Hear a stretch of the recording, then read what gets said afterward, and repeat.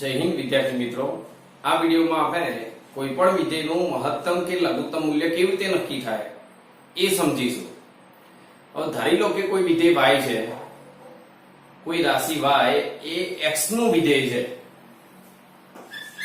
જો y એ x નું વિધેય હોય, y બરાબર ફંક્શન ઓફ x હોય, તો આનો મતલબ શું થાય કે y જે છે એ x ની સાપેક્ષે બદલાય છે। તો જો y x ની સાપેક્ષે આ રીતે બદલાતો હોય, ધારી લો કે આ પ્રમાણે y બદલાતો હોય,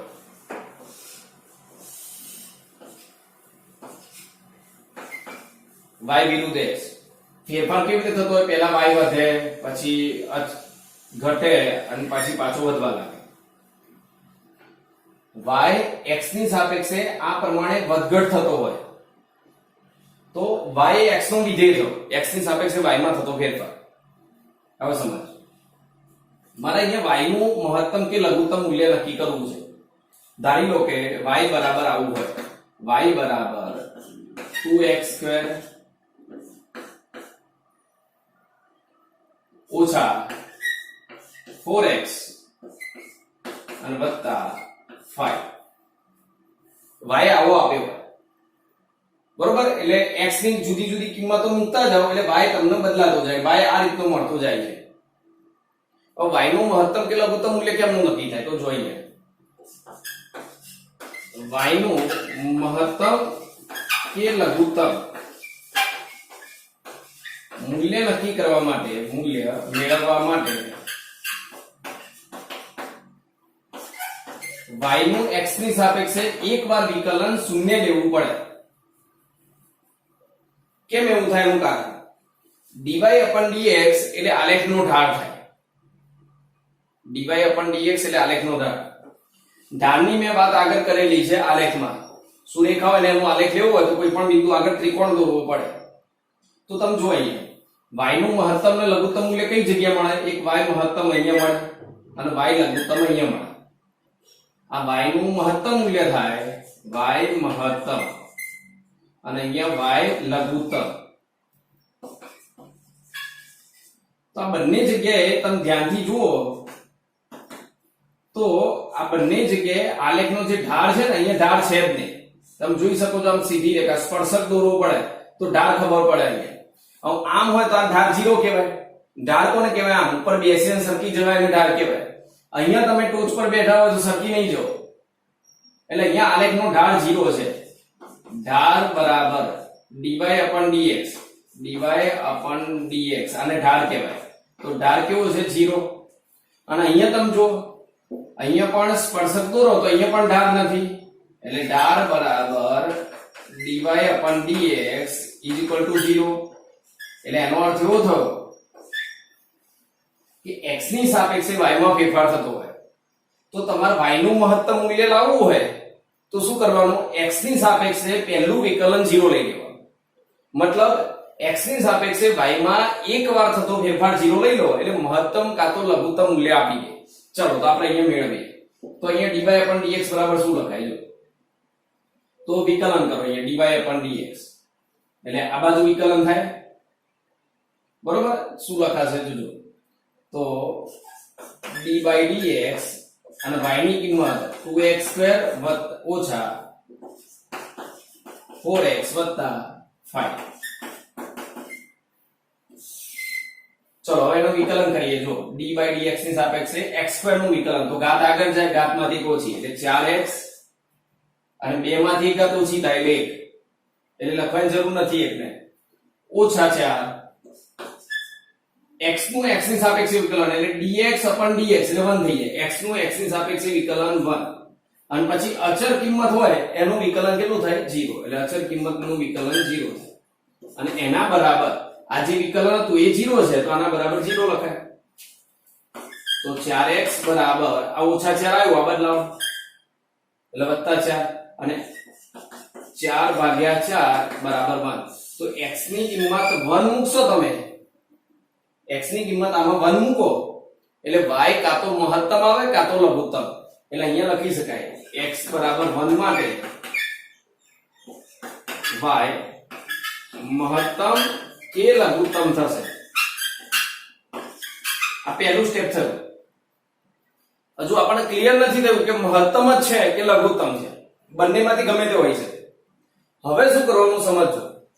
હવે મહત્તમ કે લઘુત્તમ સાબિત કરવા માટે મહત્તમ છે કે લઘુત્તમ એ સાબિત કરવા માટે આનું બીજું વિકલન લેવાનું, ફરીથી વિકલન કરવાનું. તો ફરીથી વિકલન કરીએ ત્યારે શું થાય? બે વાર વિકલન કરવું પડે. એટલે y ની જે કિંમત આવી એનું બે વાર વિકલન. ચલો dy upon dx આવી ગયો. હવે જો બે વાર આનું વિકલન d2y upon dx2. આનું બીજી વાર વિકલન કરવાનું d2y upon dx2. આનો મતલબ શું? તો પહેલા તમે y નું પહેલા એક વાર વિકલન કરો એટલે dy by dx થાય. અને ફરીથી વિકલન કરો ને dy dx ની સાપેક્ષે ફરીથી વિકલન કરો dy by dx એટલે આ d બે વખત d2 upon dx2 એટલે આવું લખાય d2y by dx2. એટલે આમ કહેવાય બે વાર વિકલન. પહેલા એક વાર પછી ફરીથી હવે બે વાર વિકલન કર્યું. તો જો બે વાર વિકલન નું મૂલ્ય ધન આવે તો y છે ને એ લઘુત્તમ થાય. અને જો બીજી વાર જે વિકલન કરો એનું મૂલ્ય ઋણ આવે તો y મહત્તમ થાય. હવે એવું કેમ? એનું કારણ બે વાર વિકલન એને કહેવાય આલેખમાં થતો વધારો કે ઘટાડો. જો ધન આવે તેનો મતલબ કે આલેખ વધવાની શરૂઆત કરે છે. તો જુઓ તો d2y by dt2 એટલે આલેખમાં થતો પ્લસ છે એટલે વધારો. તો આલેખમાં વધારો અહીંયા થાય, આ વધવાની શરૂઆત થાય એટલે y નું મૂલ્ય કેવું હોય? લઘુત્તમ. એટલે y લઘુત્તમ. अब d2y by dx બે વાર વિકલન કરો એટલે મૂલ્ય ઋણ આવ્યું. ધારો કે બીજી વાર વિકલન કરતા મૂલ્ય ઋણ આવ્યું તેનો મતલબ શું થાય કે હવે એ મૂલ્ય ઘટવાની શરૂઆત કરે છે. જો ઋણ આવ્યું મતલબ અહીંયાથી ઘટે એટલે નીચે જાય છે. અને નીચે જાય તો અહીંયા મૂલ્ય કેવું થયું? મહત્તમ. એટલે y મહત્તમ થાય. ફરીથી બે વાર વિકલન શું બતાવે છે? આલેખ હવે વધશે કે ઘટશે? વધારો થશે કે ઘટાડો? તો જો પ્લસ આવ્યું મતલબ અહીંયા વધારો થવાની શરૂઆત થાય. આ જગ્યાએ વધારો થવાની શરૂઆત થાય તો y કેવું હશે? લઘુત્તમ હશે, પછી વધશે. અને અહીંયા જો બે વાર વિકલન ઋણ આવે તો y કેવો થાય? ઋણ આવ્યું મતલબ ઘટાડો થવાની શરૂઆત થઈ તો એ મૂલ્ય કેવું થશે? મહત્તમ. તો જો બીજી વાર વિકલન કરીએ માટે હવે તેથી આપણે બીજી વાર વિકલન કરીએ. ચલો બીજી વાર વિકલન કયા મૂલ્યનું કરવું પડે? આ સૂત્ર રહ્યું જો y નું d2y upon dx2 નું સાદુરૂપ આ રહ્યું. તમે આને ગણી શકો પણ આને આ બાજુ લેવું પડે. એટલે બીજી વાર વિકલન dy by dx કેટલું મળે તમને? તો dy by dx કેટલો આવ્યો? આ રહ્યું સાદુરૂપ. તો d by dx અને આ dy by dx હતું 4x વત્તા 4. એકવાર જે વિકલન હતું એનું ફરીથી વિકલન. બરોબર? તો શું થાય? જો x નું વિકલન x ની સાપેક્ષે 1 એટલે 4 એકલા જ વધે. અને 4 નું અચળ સંખ્યા છે એનું વિકલન x ની સાપેક્ષે 0. તો મૂલ્ય કેવું આવ્યું? પ્લસ. અને પ્લસ આવ્યું એનો મતલબ શું થયો? y કેવું હશે? લઘુત્તમ. અને માટે x ની કિંમત 1 માટે x બરાબર 1 માટે બે વાર વિકલન ધન આવ્યું તો y કેવો થશે? માટે y લઘુત્તમ થશે. આ ફાઇનલ થઈ ગયું કે લઘુત્તમ જ મળે. ઓછામાં ઓછું મૂલ્ય y x બરાબર 1 માટે મળે. ચલો આના એક બે ઉદાહરણ જોઈએ એટલે તમને વધારે ખ્યાલ આવી જશે. જો વિદ્યાર્થી મિત્રો અહીંયા y નું આવું કિંમત y બરાબર x નું વિધેય સ્વરૂપે y આ રીતે આપેલું y બરાબર 5x2 - 2x + 3. તો x ની કઈ કિંમત માટે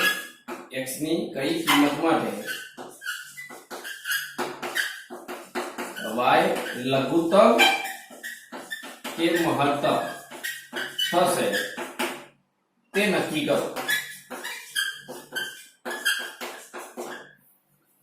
તો તમારે પહેલું કામ શું કરવાનું? મહત્તમ કે લઘુત્તમ નક્કી કરવા માટે પહેલું વિકલન લઈ લેવાનું. પહેલી વાર વિકલન લો ને એટલે x મળી જાય તમને. બરોબર? ચલો તો આપણે એક કામ કરો, પહેલું વિકલન લઈ લઈએ dy upon dx. તો ઘાત આગળ જાય, ઘાતમાંથી 1 ઓછી એટલે 10x 2 માંથી જ જાય તો 1 એટલે ઘાત 1 તો 10x. પછી x નું x ની સાપેક્ષે વિકલન 1 એટલે ખાલી 2 ઓછા 2 અને x નું x ની સાપેક્ષે 1 અને અચળ સંખ્યાનું વિકલન 0. હવે યાદ કરો y મહત્તમ કે લઘુત્તમ નક્કી કરવા માટે આને શું લઈ લેવાનું 0. અહીંયા નીચે લખી દો y લઘુત્તમ કે મહત્તમ થવા માટે dy/dx શું થવું જોઈએ? 0 થવું જોઈએ. બરોબર. ચલો તો આને 0 ધારી લો. dy/dx એની કિંમત શું હતી? 10x - 2 બરાબર 0. બરોબર. ચલો હવે આ બે આ બાજુ લાવો તો 10x, બે આ બાજુ આવો તો +2 તો x બરાબર 2/10 1/5 એટલે y ની કિંમત 1/5 મૂકો ત્યારે સોરી x ની કિંમત 1/5 મૂકો એટલે y કાં તો મહત્તમ થશે કાં તો લઘુત્તમ. y ની કિંમત મહત્તમ કે લઘુત્તમ નક્કી થશે. બરોબર. હવે જો હવે શું કરીશું? બીજી વાર વિકલન કરીશું d2y/dx2 એટલે આનું ફરીથી વિકલન આવું લખાઈ દો d/dx dy/dx તો d2y/dx2 એટલે આનું ફરીથી વિકલન કરો તો 10 એમને x નું x ની સાપેક્ષે 1 અને ઓછા 2 2 તો અચળ સંખ્યા છે એટલે વિકલન 0 તો મૂલ્ય કેવું આવ્યું? +10. તો મેં શું કીધું તો અહીં d2y/dx2 એ ધન છે અને તેથી y એ કેવો થશે? ધન હોય તો આ લઘુત્તમ થશે. એટલે એનો અર્થ એવો થયો કે x ની કિંમત 1/5 અહીંયા મૂકો ને તમે 1/5 તો y ની કિંમત ઓછામાં ઓછી એટલે લઘુત્તમ મળશે. હજુ બીજું એક ઉદાહરણ જોઈએ એટલે વધારે ક્લિયર થાય. બીજું એક ઉદાહરણ આપેલું છે બર f એ x સાથે આ સૂત્ર અનુસાર બદલાય છે. મતલબ બર f એ x નું વિધેય છે તો x ની કઈ કિંમત માટે બર મહત્તમ કે લઘુત્તમ થાય? તો આપણે શું કરવું પડે? મેં હમણાં બતાવ્યું એ પ્રમાણે f નું x ની સાપેક્ષે પહેલા એક વાર વિકલન કરો. ચલો તો પહેલી વાર વિકલન કરીએ શું થાય? ઘાત આગળ જાય એટલે -4 અને ઘાતમાંથી 1 ઓછી થાય એટલે 1 + 3 x નું x ની સાપેક્ષે વિકલન 1 એટલે અહીંયા 1 અને અચળ સંખ્યાનું વિકલન 0. તો શું જવાબ આવવાનો? -4x + 3. હવે આપણે નિયમ શું હતો f મહત્તમ કે લઘુત્તમ સાબિત કરવા માટે? અહીં f લઘુત્તમ કે મહત્તમ થવા માટે શું કરવાનું? આ df/dx એટલે f નું x ની સાપેક્ષે પહેલી વાર વિકલન છે 0 લઈ લેવાનું. તો બસ આને 0 ધારી લો તો -4x + 3 બરાબર 0. તો -4x આ બાજુ લાવો એટલે 4x બરાબર 3 તો x બરાબર 3/4. તો x ની આ કિંમત માટે અહીંયા મૂકો તો જે બળ છે એ મહત્તમ કાં તો લઘુત્તમ થશે. નક્કી નહીં મહત્તમ છે કે લઘુત્તમ. ચલો એ નક્કી કરવા માટે હવે ફરીથી વિકલન. હવે d/dx અને df/dx નું ફરીથી વિકલન આને કહેવાય d2f/dx2. ચલો તો ફરીથી વિકલન કરો તો શું થશે? અહીંયા તો આ df/dx જે આવ્યો ને એનું ફરીથી વિકલન આ રહ્યું જો. એક વાર વિકલન છે એનું બીજી વાર વિકલન તો જુઓ તો ઓછા છે એમને અને x નું x ની સાપેક્ષે વિકલન 1 વત્તા અચળ પદ 3 અચળ પદનું વિકલન 0 તો શું થયું? d2f/dx2 એ કેવું આવ્યો? ઓછા 4 એટલે આ ઋણ થયો. અહીં આ બીજી વાર જે વિકલન છે એ ઋણ હોવાથી જે બર f છે એનું મૂલ્ય કેવું થશે? મહત્તમ થશે. એટલે x ની 3/4 કિંમત માટે જે બર મળશે એ મહત્તમ. તમે અહીંયા મૂકો ને તમે 3/4 અહીંયા મૂકી દો તો f નું મૂલ્ય મહત્તમ જ આવશે. એના સિવાય ગમે તે કિંમત તમે x ની મૂકો, x ની જગ્યાએ 0 મૂકો, 1 મૂકો, 5 મૂકો, ઓછા 1/2 મૂકો, ગમે તે કિંમત મૂકો, f લઘુત્તમ જ આવશે. સૌથી વધારે f નું મૂલ્ય કયા માટે આવશે? 3/4 માટે. 3/4 અહીંયા મૂકી દો અને એ જે વેલ્યુ તમારી આવે એ f સૌથી વધારે કિંમત આવે. એના સિવાય x ની કોઈ પણ કિંમત માટે f લઘુત્તમ જ થાય. જો બીજું એક વધારે આપણે એક પ્રેક્ટિસ કરી લઈએ છેલ્લી એક લાસ્ટ. y બરાબર 5x² - 2x + 1 હોય તો y નું લઘુત્તમ કિંમત નક્કી કરો. હવે y ની ઓછામાં ઓછી કિંમત કેટલી? તો કેમનું નક્કી કરવાનું? પહેલા એકવાર વિકલન કરો. મહત્તમ કે લઘુત્તમ નક્કી કરવી હોય હવે કશું લખતો નથી, ડાયરેક્ટ સીધું આનું એકવાર વિકલન. તો જો અહીંયા ઘાત આગળ એટલે 5 × 10 અને ઘાતમાંથી એક ઓછી એટલે -2 x નું x ની સાપેક્ષે વિકલન 1 અને 1 નું વિકલન 0. શું કરવાનું? તો dy/dx બરાબર અહીંયા કેટલી કિંમત આવી? 10x - 2 બરાબર 0 લઈ લો.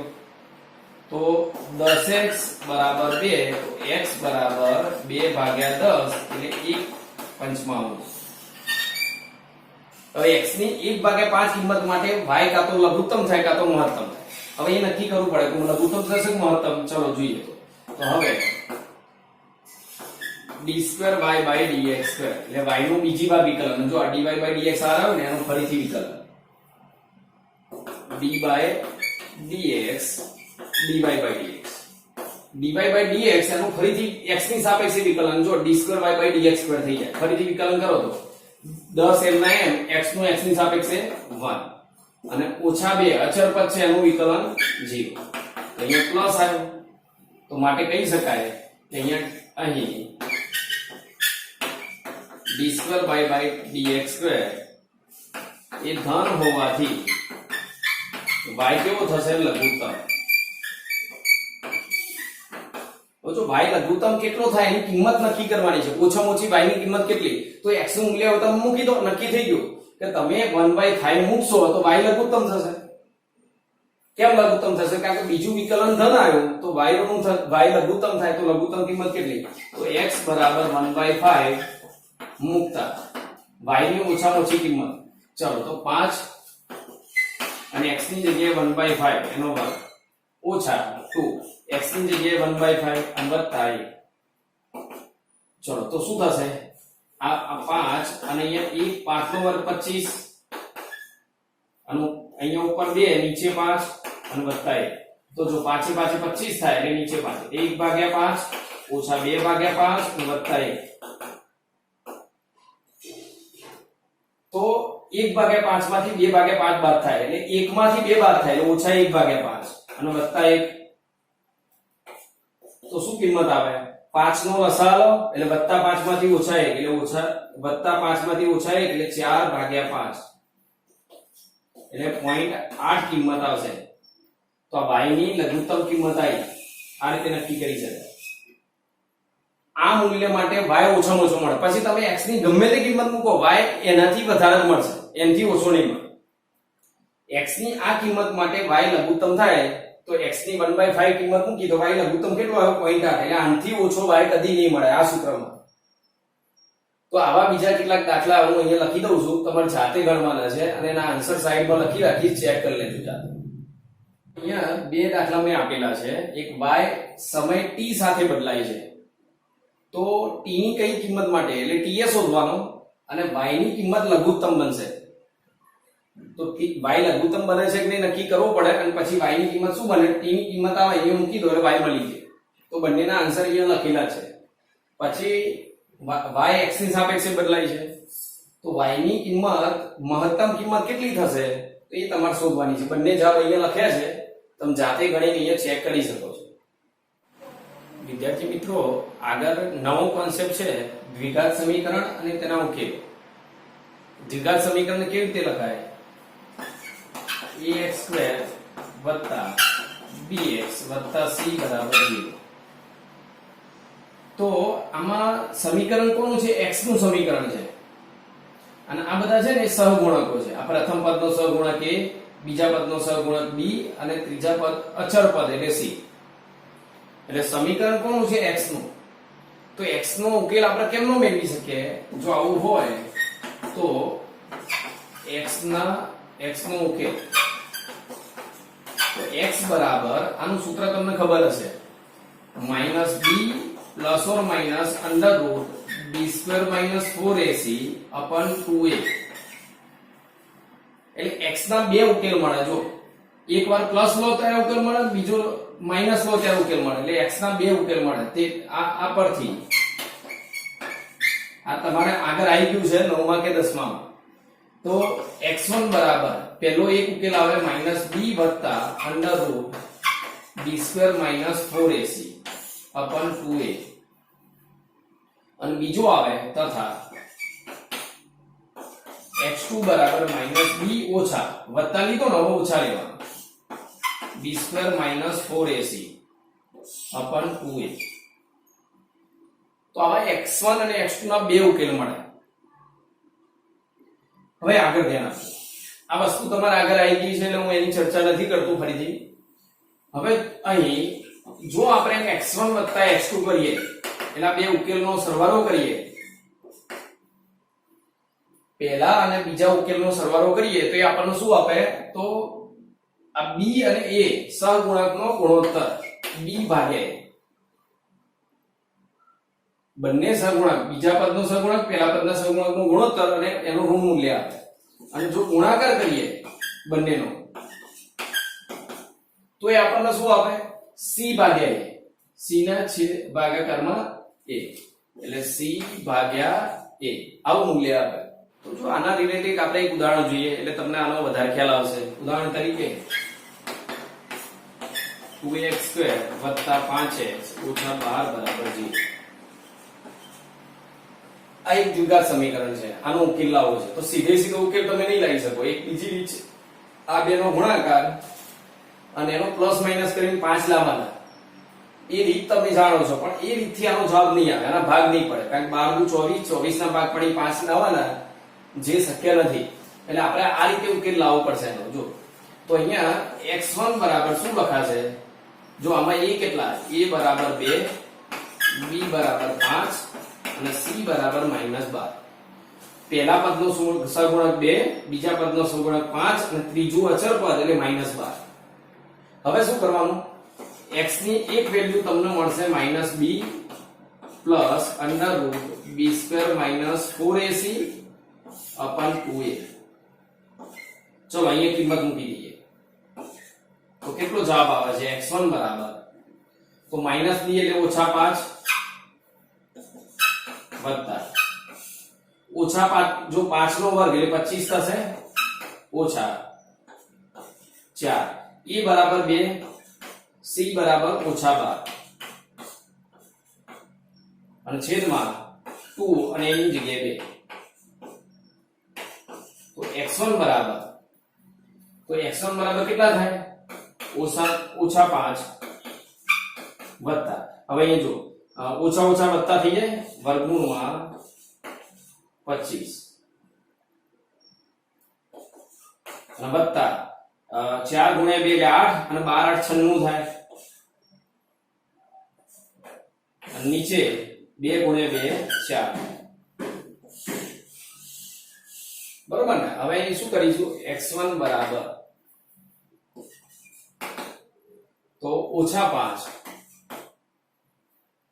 અને વત્તા 96 વત્તા 25 કરો એટલે 96 માં 25 ઉમેરો તો 6 અને 5 11 એટલે 1. બરોબર? અને 121 થશે, 121 અને છેદમાં 4 ઓછા 5. હવે 121 એટલે 11 નો વર્ગ થાય, 11 નો વર્ગ અને વર્ગમૂળ નીકળી જાય એટલે 11 નું વર્ગમૂળ 121 નું વર્ગમૂળ એટલે 11 થાય, છેદમાં 4. હવે 11 માંથી 4 5 જાય તો 6 લખાય, 6 ભાગ્યા 4 તો 3 × 2 6 અને 2 × 2 એટલે 4. તો x1 બરાબર 3/2. તે જ રીતે x2 આપણે લાવવો હોય તો કેટલો આવે? જો x2 તો x2 બરાબર, હવે આખું લખવાની જરૂર નથી, અહીંયા પ્લસ ની જગ્યાએ માઈનસ કરી દઈશું. અહીંયા આ જગ્યાએ ઓછા 5 ઓછા, કારણ કે જો એક પ્લસ છે અને બીજો માઈનસ છે, બે ઉકેલ આવે તો આટલું સાદું રૂપ તો એનું એ જ આવશે, ખાલી અહીંયા માઈનસ થઈ જશે એટલે -11 અને ભાગ્યા 4 તો શું થાય x2 બરાબર 11 ને 5 ઓછા 16 ભાગ્યા 4 એટલે ઓછા 4 જવાબ આવે. હવે તમારે ચેક કરવું હોય તો તમે કરી શકો. અહીંયા આ બેનો ગુણાકાર કેટલો થાય? આ બેનો સરવાળો ઓછા b ભાગ્યા a જેટલો થાય. એટલે જો b ભાગ્યા b કેટલા હતા?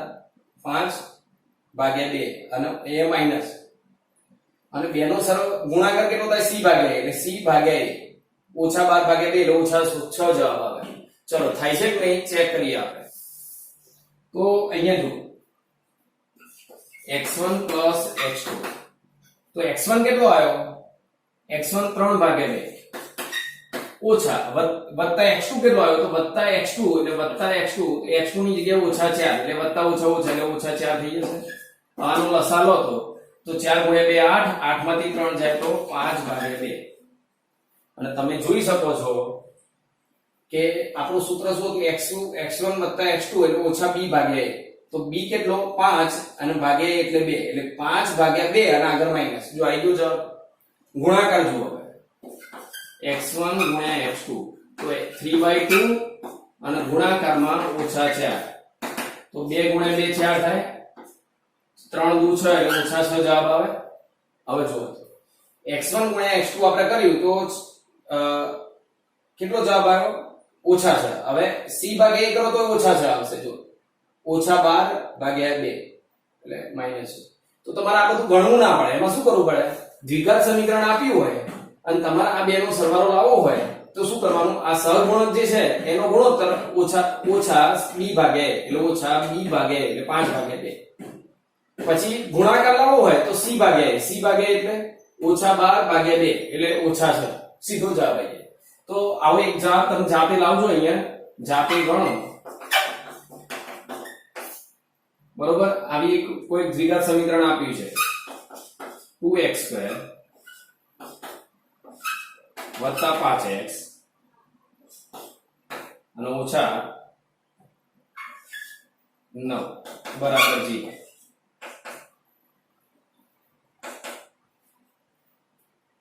આવું દ્વિઘાત સમીકરણ આપ્યું છે. આનો ઉકેલ તમારે લાવવાના છે. તો તમારે કશું કરવાનું નહીં જોઈએ. x1 + x2 લાવવો હોય x1 + x2 બે ઉકેલનો સરવાળો અને બે ઉકેલનો ગુણાકાર.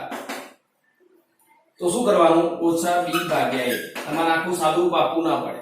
ઓછા b ભાગ્યા a તો ઓછા b કેટલા? 5 અને ભાગ્યા a કેટલા? 2. ચલો પછી x1 x2 તો c ભાગ્યા a તો c કેટલા? તો ઓછા 9 અને a કેટલા? તો 2 એટલે ઓછા 9 ભાગ્યા 2 એટલે ઓછા 4.5. તો આ સીધો જવાબ તમને મળી જાય. બંને x ના બંને ઉકેલનો સરવાળો અને બંને ઉકેલની ગુણાકાર આટલો થાય. તમે સરળતાથી લઈ શકો.